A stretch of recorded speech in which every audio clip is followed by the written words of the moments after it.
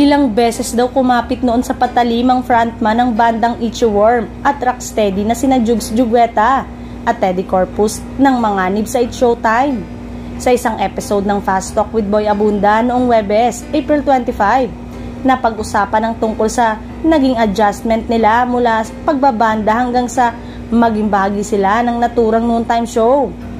Ayon kay Jugs, malaki raw ang pinagkaiba ng pinagmula nilang mundo ni Teddy bilang mga musikero kumpara sa pag-host ng isang show. Nagsimula kasi bilang morning show ang It's Showtime, kaya nahirapan sila noong una dahil nasanay silang late nang natutulog at nagigising.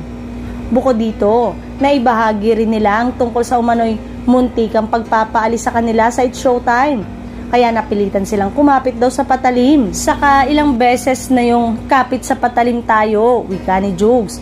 Oo, as in para kaming may mga words na naririnig kami pero kumapit kami sa patalim. Samantalang, wala na namang iba pang detalyeng tinukoy sina Teddy at Jugs kung paano ang ginawa nilang pagkapit sa patalim. Pero sa awa naman ng Diyos, nagpapasalamat daw sila dahil hanggang ngayon ay nasa It's Showtime pa rin silang dalawa.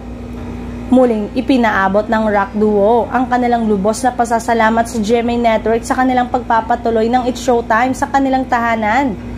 Nagsimulang umere ang hit noontime variety show sa GMA noong April 6, kasama sina Jugs at Teddy sa OG host ng It's Showtime nang unang umere ito noong 2014. Ngunit kinalaunan ay nagkaroon ng usap-usapang tatanggalin na sila bilang host.